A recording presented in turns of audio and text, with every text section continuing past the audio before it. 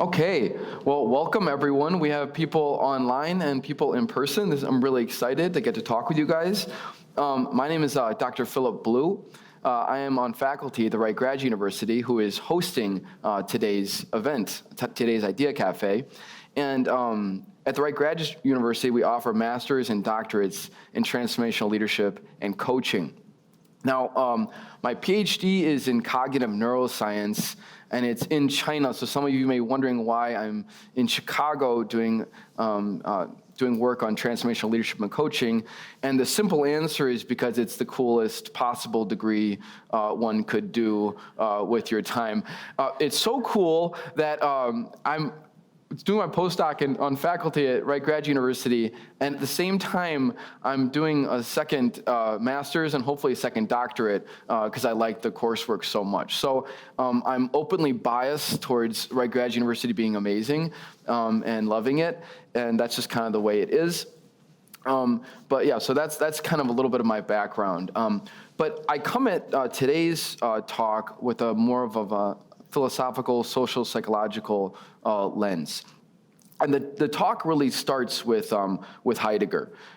If I could get my clicker moving, thank you. So the talk begins with Heidegger, and Heidegger is a German thinker, but he's widely considered one of the most influential philosophers of the 20th century. And for Heidegger, the big questions, well, there were two. One is, what is being? And two is, what is becoming? And what I really like about Heidegger is that he used his own experiences to really ground his philosophy. So he wasn't just off in thought, but he was really looking at his own experience and who he was as a person and what was he experiencing that brought it back to him. And another thing about Heidegger that makes him so attractive for us at the Wright Graduate University is because he kind of walked the talk.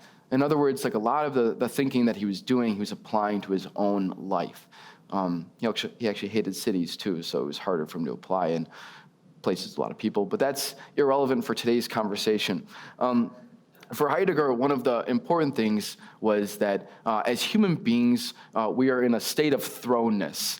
Now, Heidegger is widely regarded as one of the most difficult philosophers to understand in German. And for the first word, I'm going to put up the German with it, and I'm not going to attempt to say it.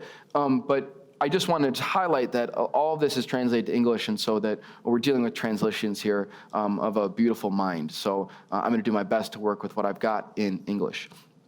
But for Heidegger, when he's talking about thrownness, he's talking about us as human beings being thrown into life with all of its prejudices, necessities, and things that we are kind of forced to do as a society. And so there's a state of us being thrown into the world. And for him, it's our duty as human beings to overcome this thrownness. And to overcome it, we must understand it and rise above it. And when we're talking about rising above it, we're talking about being aware, being mindful of the things in our lives that affect us, like our socioeconomic status, or our jobs, or where we're at psychologically. All these things are really kind of imposed on us as human beings for Heidegger, and it's our job to kind of overcome them. Another interesting part about Heidegger when he's talking about mindfulness and he's talking about how we become more mindful is that we start to acknowledge that there's a they. For Heidegger, the they is society. It's other people.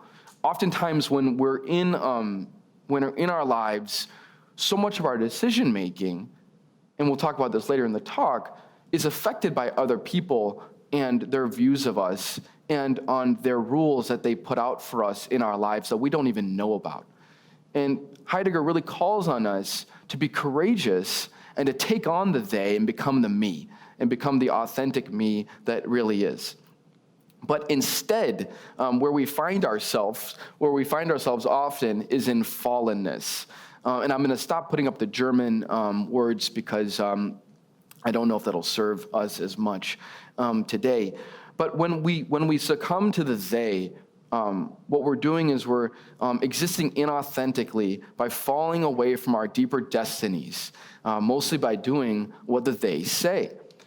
And so what's so beautiful about Heidegger in this is that he's acknowledging that there's this destiny, there's acknowledging there's this potentiality in human beings that we haven't really touched on, or that we get limited by our status quo and going with what other people say we should do.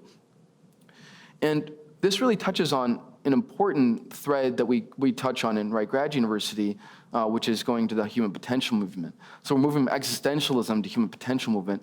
And this is kind of what we ask our students to do at all times at the Wright Grad University, is to be able to jump between fields. So going from human potential movement to existentialism to neuroscience, which is my favorite, and then back to Adler, and then we go all over. But it's part of being an integrated thinker. And for Heidegger, I think he'd be a champion of the Wright Grad University. Again, biased, but my personal opinion. But let's go back to what would be not fallenness. And for Heidegger, that would be living authentically. And for the existentialists, including Heidegger, living authentically is not living to who we are right now in the here and now, but it's really being true to who we can become.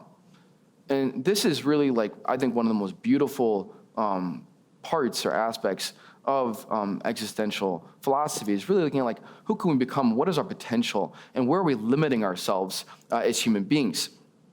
And for Heidegger, one of the ways that we acknowledge this or come to terms with this is through the acknowledgement of death.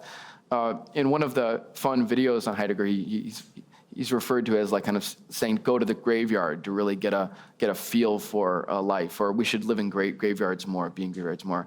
While that may be a little bit dramatic in terms of this talk and in terms of being more mindful, I think the idea still remains.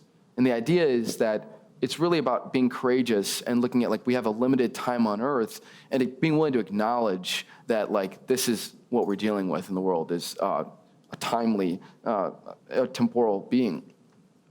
But really, here we get to now is courage. And I want to read a quote from Heidegger, and I think it's really beautiful, and I think it's one that I couldn't say myself, and just want to read it to you guys. Heidegger says, "For nowadays we take in everything in the quickest and cheapest way, only forget it just as quickly, instantly. Thus one gathering falls on the heel of another." And then here Heidegger, what he's highlighting is that there's a natural tendency for human beings to be thoughtless and let our capacity for thinking lie fallow. Now, the purpose of today's talk, and what we're really trying to get to, is mindfulness versus mindlessness. And one of the things, for Heidegger, this really lies in two different types of thinking. But before I get to that, I would like to read a quote from a movie that I think is especially pertinent, and I think Heidegger would have been very happy with this movie. And this movie was recommended to me by the founder of the Wright Grad University, Dr. Bob Wright, when we were on our recent trip to China. And the quote is this. The quote, let me set a little context. It's the two characters in the movie. One is Bob, who's a rookie salesman, trailing along Danny DeVito, who's this veteran salesman, and you can see them in this picture. And Danny DeVito is trying to teach Bob some lessons along with his partner. And in this scene, Danny DeVito's partners just left the room in fury at Bob because Bob is being insincere. Bob is unwilling to sell the products that he has because he wants to sell his faith in God. And what they're trying to tell him is that authenticity is just being true to who you could become as a salesman. And so Danny DeVito makes a point to Bob saying that he doesn't trust Bob because Bob doesn't have any regrets.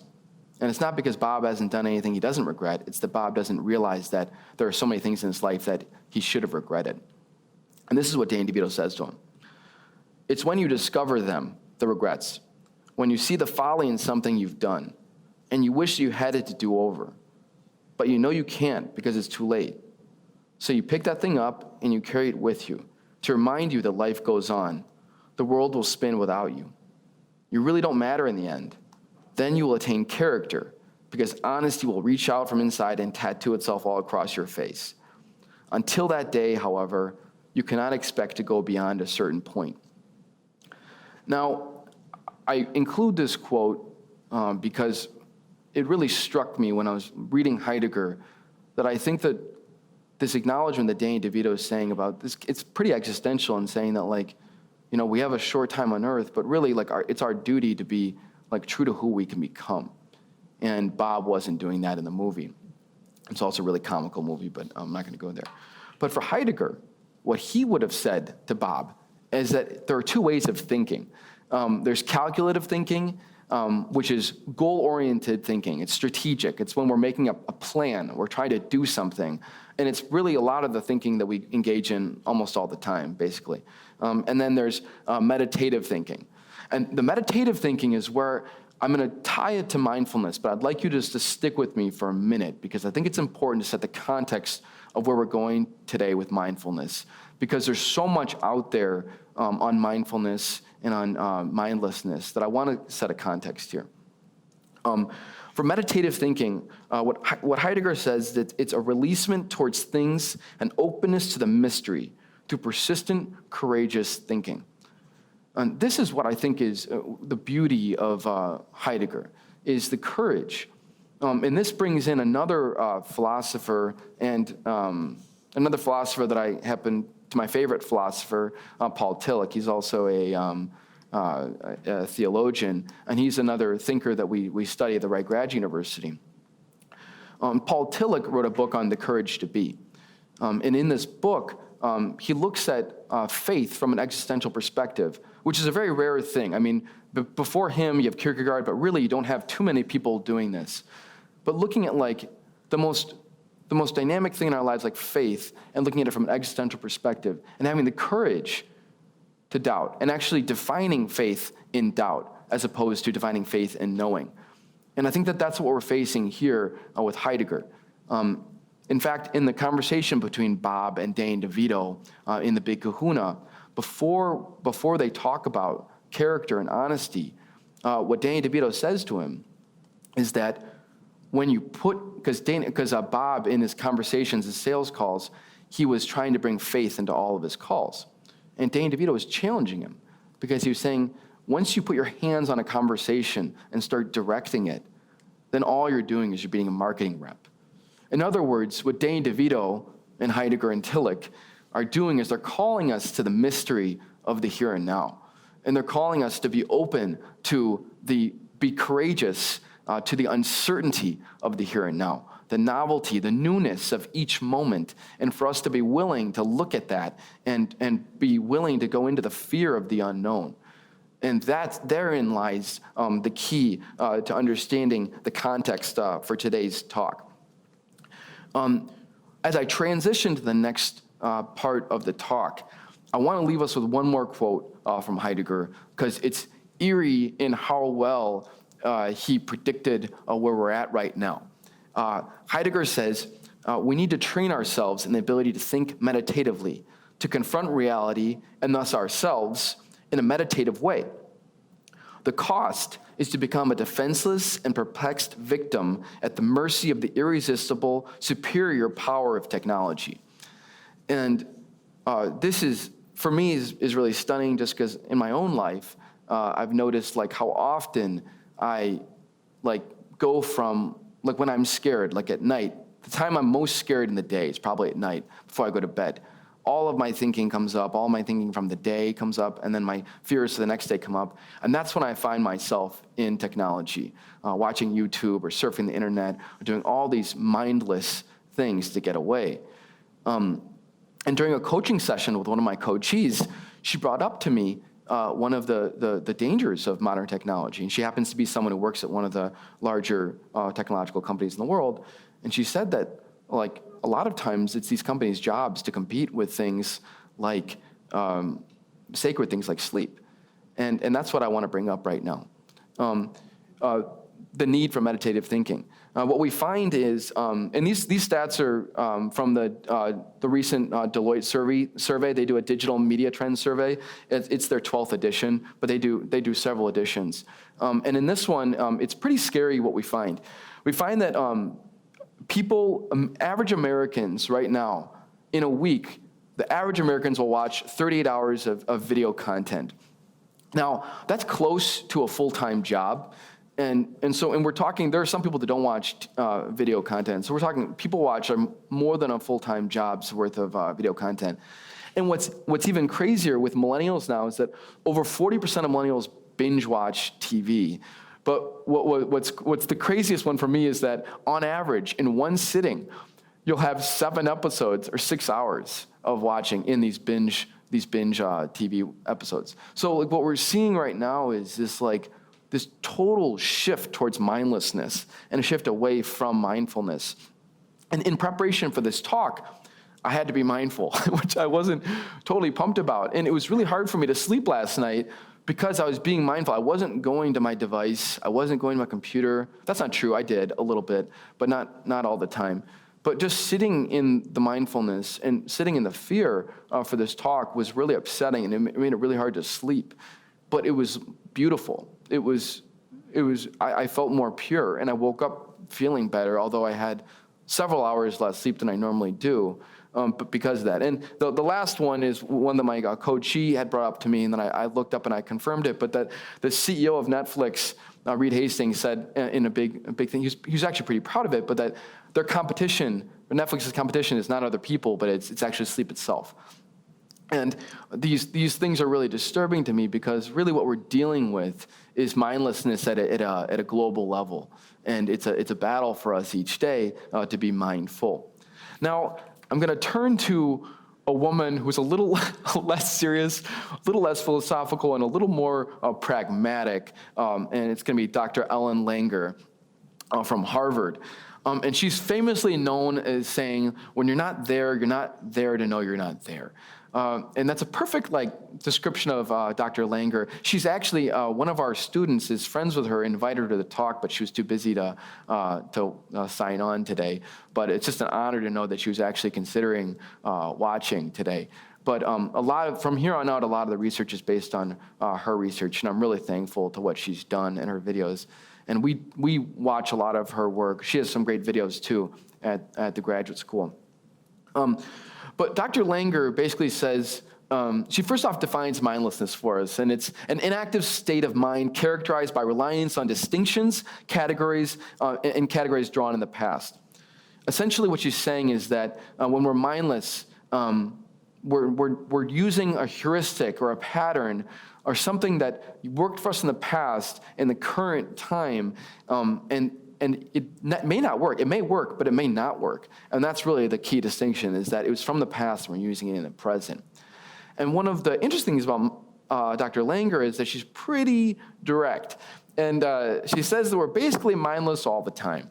And so just kind of affirming the Deloitte surveys we just saw. But it's not just when we're watching TV or watching a video. It's really in everything that we do.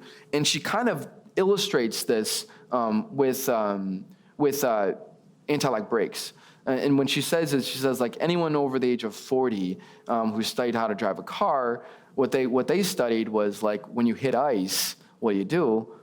Well, you tap the brakes lightly, and the way you steer is like differently. You don't want to like oversteer. You just kind of go with it. But that's actually exactly the opposite of what you should do now with anti-lock brakes that do the pumping for you. And what she's saying is that mindlessness isn't a sin. It's not a bad thing, but it's just that we haven't updated our heuristic. We haven't updated our code for what we're dealing with in the present, and that's really what we're dealing with here. And so it's a constant updating. And so for Dr. Langer, mindfulness is simply the process of drawing novel distinctions. So in essence, when we're being mindful, we're seeing what's actually happening in the here and now, and we're looking for, in some instances, she has people look for nuances. There's one famous experiment that she did with salesmen.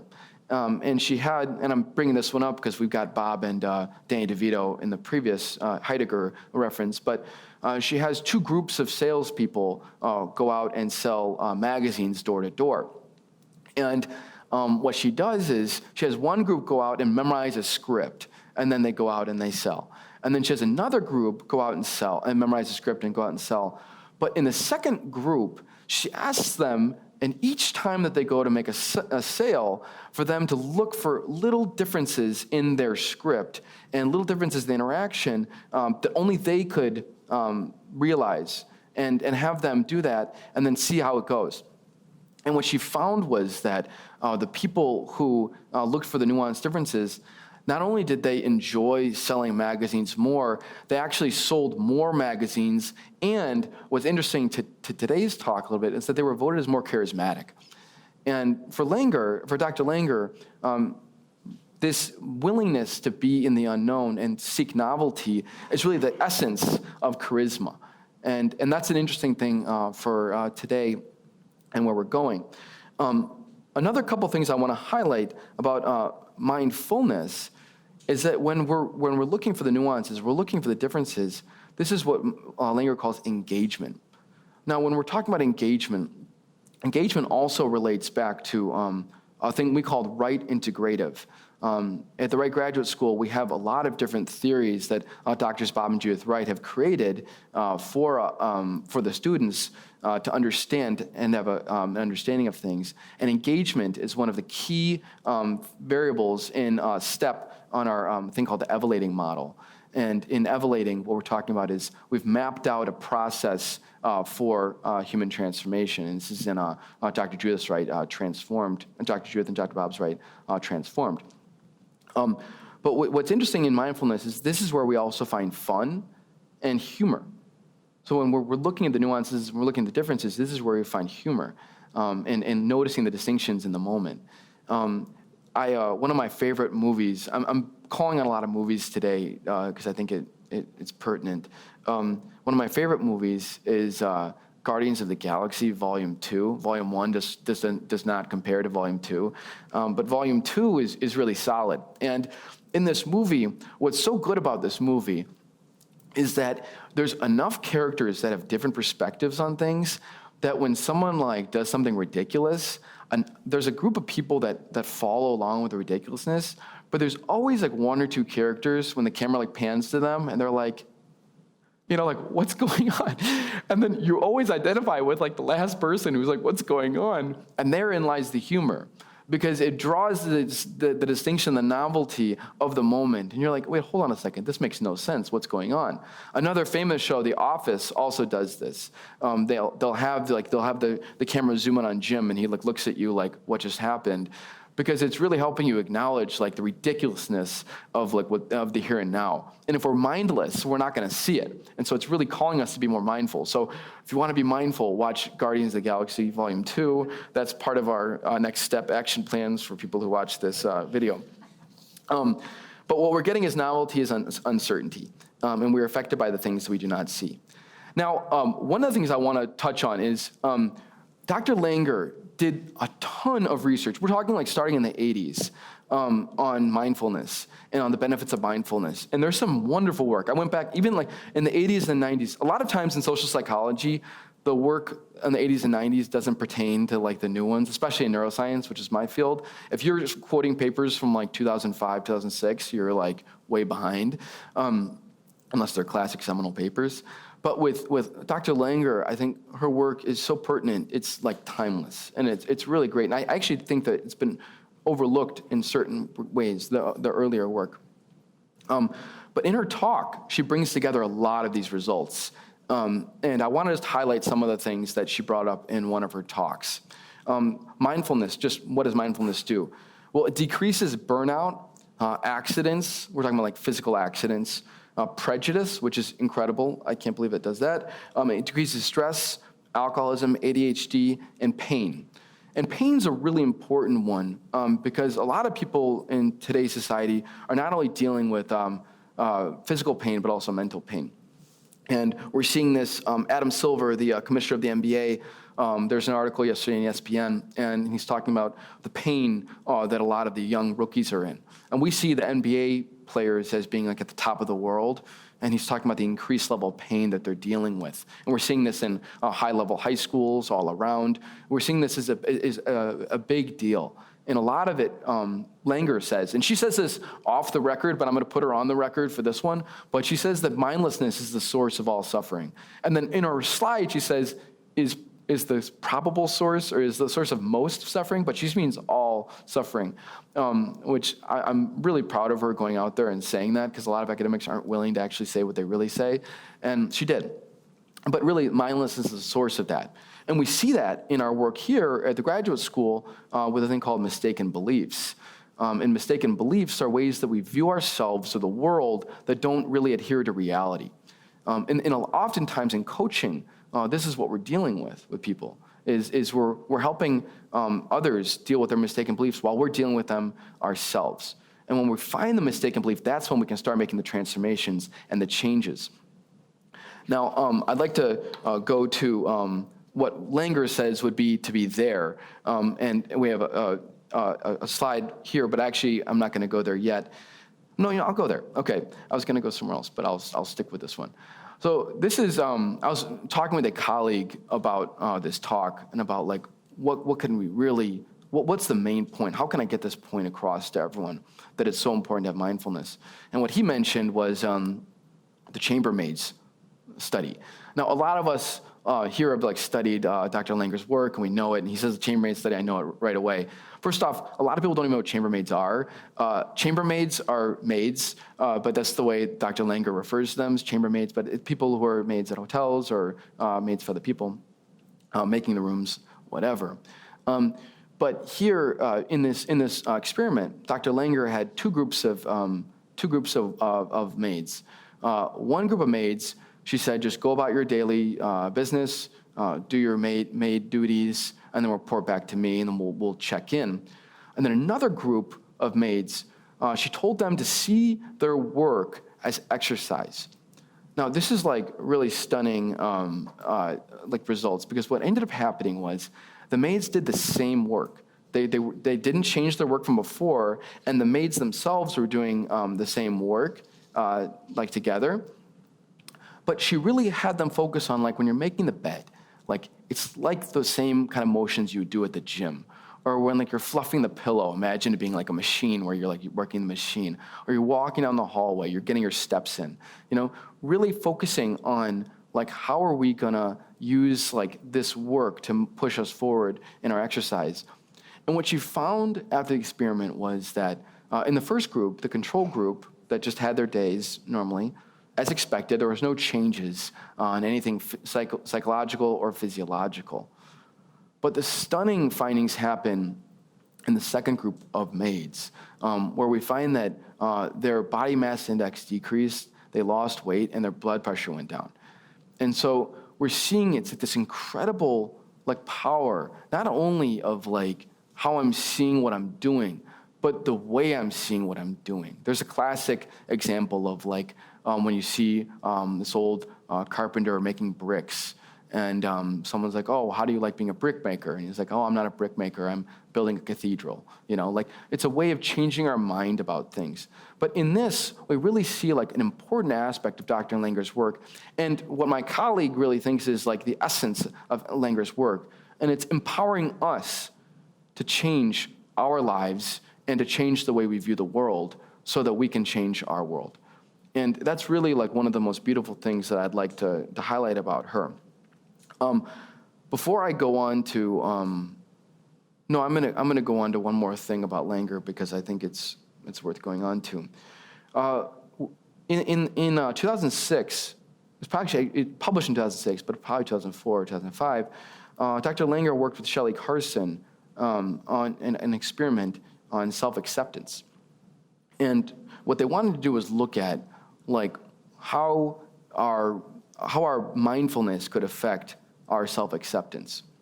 And at the time, self-acceptance was getting a lot of credit. Same thing with self-esteem. This is like right out of the 90s, self-esteem was really big. Parents are pushing for self-esteem in schools and stuff like that. But what we were finding is that actually that it's not self-esteem that matters, but really self-efficacy, the way we view ourselves and our ability to get things done. Now, with self-acceptance, this is one that's personally important to me because I think this is really the crux of the work of Heidegger and Dr. Langer, is can we really accept ourselves in this world, in our thrownness, in our fallenness? Like, can we accept ourselves and accept the world and really look at it the way that it actually is instead of having it be imposed by the they, imposed by other people? And the results of this study were really beautiful. And what they found was that mindfulness increases self-acceptance. But more importantly, and this is what I kind of want to leave you with, is like, what does mindfulness do for us? But also, how can we become more mindful and gain more self-acceptance, which I think is the most important part of today's talk. And one of the things that they found was that when people are accepting themselves, they're thinking of themselves as a work in progress. Now, this kind of touches on Dr. Carol Dweck's research at Stanford on the growth mindset. But it's like, do we see ourselves as like a work in progress where like our failures are pushing us forward towards something good? Or do we see ourselves as this fixed quality? And most of us know, actually I shouldn't assume that. Dr. Dweck's work on growth mindset, essentially what she finds is that if you tell a group of kids after taking a test that they did a good grade, after they got a good grade, that, oh, they're really smart.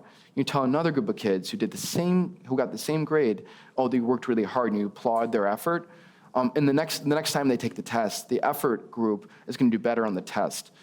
In essence, what Dweck is showing there is that when we're plotting the things they can control, the effort, how they're going for it, as opposed to things that they can't control, like intelligence, then we're empowering them to do better in the future. And that's really what Dr. Langer is touching on here, is when we're being mindful, we're actually noticing the nuances of the situation and understanding that what I'm doing wrong now is not because I'm a bad person, but looking at it from different perspectives, which is the second point. What Carson and Langer find is that people who are accepting of themselves, they're actually able to think from multiple perspectives. So if we go back to like the movie, Guardians of the Galaxy Volume 2, one of the best movies ever made, what you find is that like different perspectives provide the humor, and they also provide the reality, and it's also a very touching movie. In the same way, when I was in China, Dr. Bob Wright was my mentor.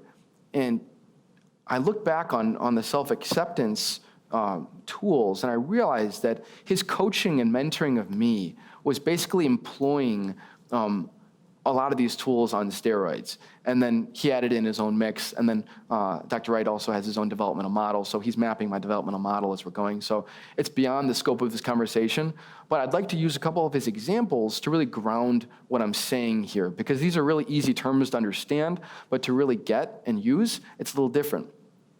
But with thinking from multiple perspectives, Dr. Bob Wright, what he did with me, and I don't know if he was consciously doing this, was when I had things that were when I was really struggling with, like when I was learning Chinese and I felt really alone, or when I was having a hard time in my graduate school classes doing neuroscience and Chinese or advanced statistics, Dr. Wright, what he would say to me is like, well, of course you're having a hard time. And I would come to him, and I was always waiting for him to say like, oh, like, yeah, there's something wrong with you, or, oh, yeah, you're just not smart enough, you're not cut out to do this, or, oh, you're just like this white American from Chicago, how are you going to be able to do this thing? But instead, what he would look for is the things I could control, and he would look at it from different perspectives. He'd be like, well, of course you're struggling with this. And that, of course, I learned to ingrain in my brain. Like, a lot of times when I'm beating myself up, which happens more than I'd like, I use the of course that Dr. Wright would tell me to kind of ground myself and really look at things from different perspectives.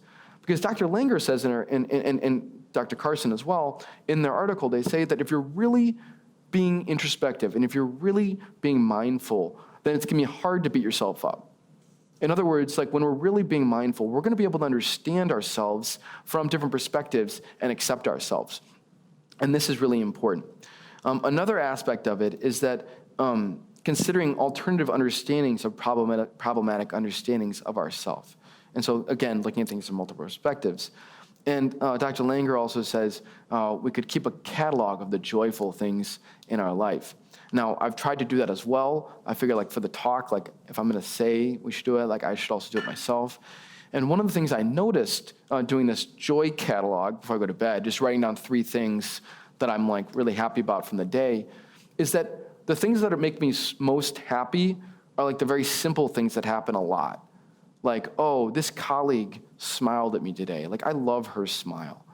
Or like, oh, this colleague like gave me a muffin today. Like, I love it when she's around. Or, it's like the little things really count. And it wasn't like, oh, I did great job on this thing. Those just don't mean as much when I'm writing them down as like the simple things that happen basically every day.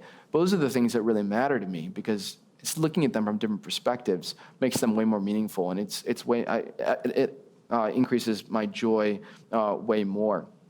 And so one of the things that I'd like to talk about with this perspective thing is a quote by Dr. Judith Wright, co-founder of the Graduate School. A lot of the things we're talking about today have been covered by Dr. Judith Wright in her book, The Soft Addiction Solution. And in this book, what she covers is like the pervasiveness of our mindlessness, but she goes one step further to really look at like, how do we address the mindlessness, which is what we're getting with the tools, but then going one step further, like how do we transform our lives through the mindlessness? So what's so brilliant about this book is that she uses the mindlessness to push us forward. It's an opportunity for us to better understand ourselves. And so what she says here, and I just want to quote her because there's no way I'm going to be able to talk about the book in a way that does it justice, is it says, never underestimate the power of wanting.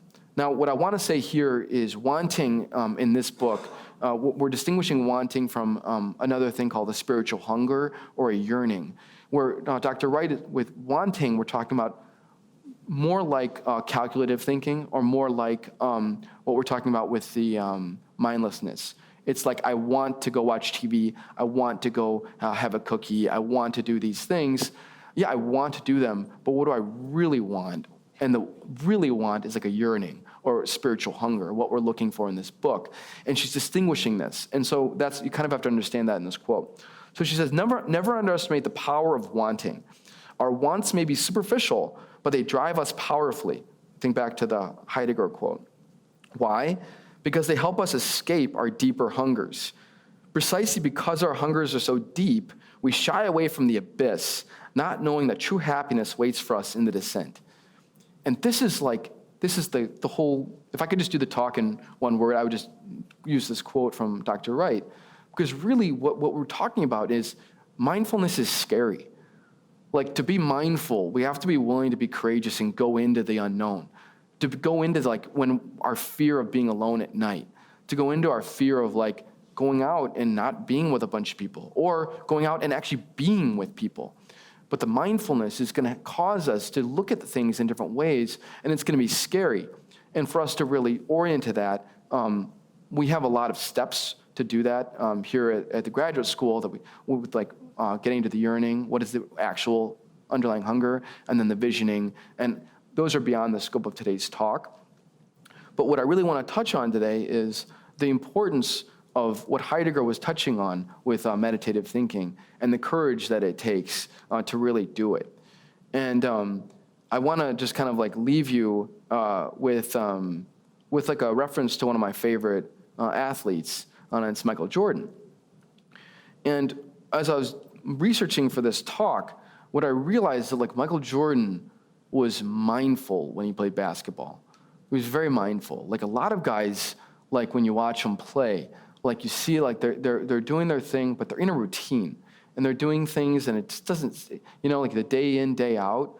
But like when you look at Michael Jordan and what makes him amazing, you look at him scoring like 40 points in a like preseason game when he's like 38 years old. And like you look at like the things, for Michael Jordan, every game was like an important game. And we all know the classic quote of him, when he's playing a game, he's thinking of like one kid, which is the only time he gets to see Michael Jordan play. That's who he's playing for. But that is a mindfulness technique. He's bringing himself to the moment and creating a new game. It's not one of 100 games in a long NBA season, but it is an opportunity for him to move forward. And I watched a lot of interviews of him in preparation for this talk, really looking for like what was like the mindful thing for him.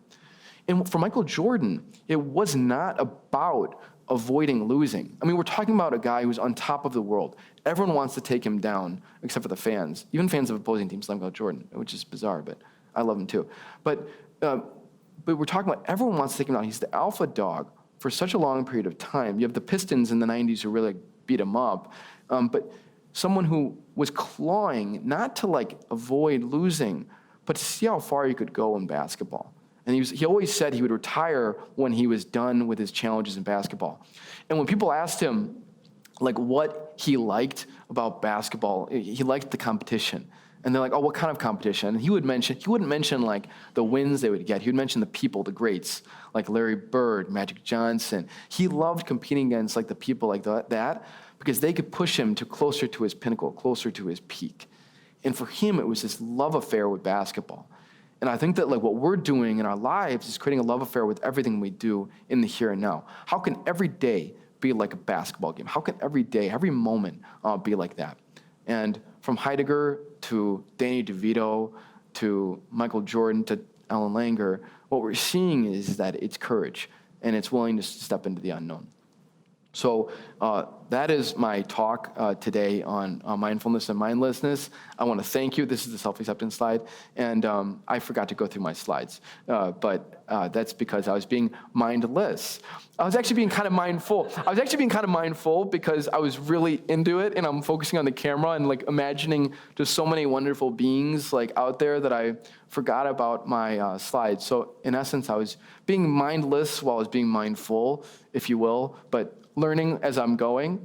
And I want to thank you all so much for coming today to the talk, and all of you on the webcast. It's like such a joy just to imagine you all out there.